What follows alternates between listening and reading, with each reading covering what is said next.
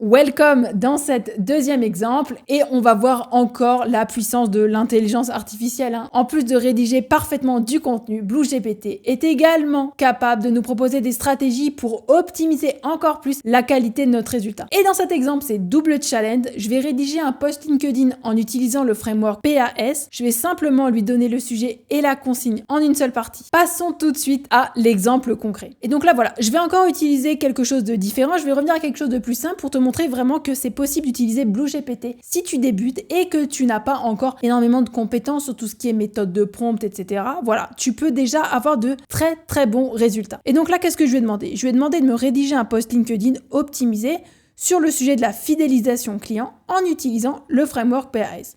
Donc pour ça, j'ai utilisé Claude 3, donc tu as bien remarqué que j'adore utiliser Claude. Et il m'a répondu, voici un exemple de post LinkedIn optimisé sur le sujet de la fidélisation. Il a bien compris ce qu'était le framework PAS. On a déjà la possibilité de bénéficier de son expertise et de ses connaissances. Et donc ensuite, il m'a rédigé le post entier. Donc tu peux voir que le post LinkedIn n'est pas très long, donc ça respecte vraiment les critères de la plateforme. On peut même voir qu'il a mentionné et rédigé des hashtags. Si toi, tu as l'habitude de rédiger avec des hashtags, c'est les hashtags que tu peux utiliser. Donc voilà. Et si tu veux aller encore plus loin, bien sûr, aller dans la personnalisation, mettre des emojis, tu peux continuer la discussion pour avoir des emojis. Enfin voilà, c'est vraiment toi qui vois. Tu peux même générer une illustration pour aller illustrer très rapidement ton post LinkedIn. Donc on en a marre de voir des images issues des banques de données que tout le monde connaît. Donc ça aussi, ça peut être vraiment intéressant. Donc ça, c'était un deuxième exemple de ce qui était possible de faire avec BlueGPT appliqué au secteur du marketing. On passe maintenant au troisième et